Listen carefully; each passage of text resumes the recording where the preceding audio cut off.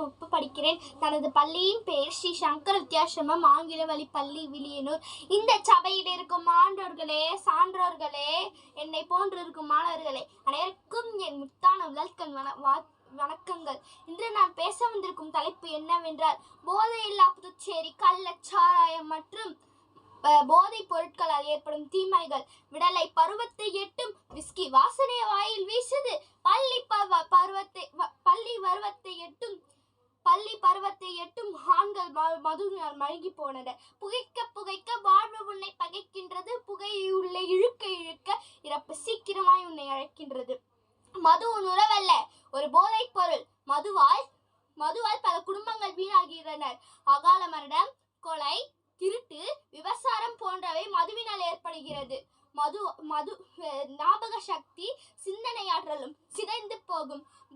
புத்தி நிதானம் குறைந்து நம் அடக்கத்தையும் ஒழுக்கத்தையும் சீர்குலைந்து விடுவது மதுபானம். மதுவால் இரைப்பை, கல்லீரல், இரத்த குழாய், நரம்பு மண்டலம், சிறுநீரகம் போன்ற பல உறுப்புகள் பாதிக்கப்படுகின்றன. பெரியவர்கள் போதையை பயன்படுத்துவதால் சிறிய குழந்தையும் பார்த்து கற்றுக்கொண்டு போதையை பயன்படுத்துகிறார்கள். கொஞ்சம் கொஞ்சமாய் நகை நட்டு சேர்த்து வாங்கி வச்சது அந்த காலம். கொஞ்சம் கொஞ்சமாய் வீட்டில் உள்ள நகை நட்டை வித்து குடிப்பது இந்த காலம். அது மட்டுமல்ல, உண்மையாக நான் இதுவரைக்கும் பார்த்த எல்லா செய்திகளையும் உங்களுடன் பகிர்ந்து கொள்ளணும் என்று விரும்புகிறேன்.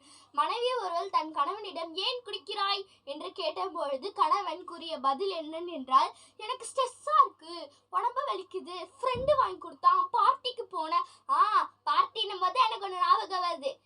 பார்ட்டின்னும் போது ஒரு பாட்டு தான் ஞாபகம் வருது. என்னம்மா பண்ணலாம், டிஸ்கவுண்ட் போடலாம், ஓக்காவா போடலாம், ஓடி பாடி ஆடலாம். அப்பவும் மதுபானம் மற்றும் போதைப் பொருட்கள் ஆகிய அனைத்து பொருட்களையும் விற்க வேண்டாம். புதுச்சேரி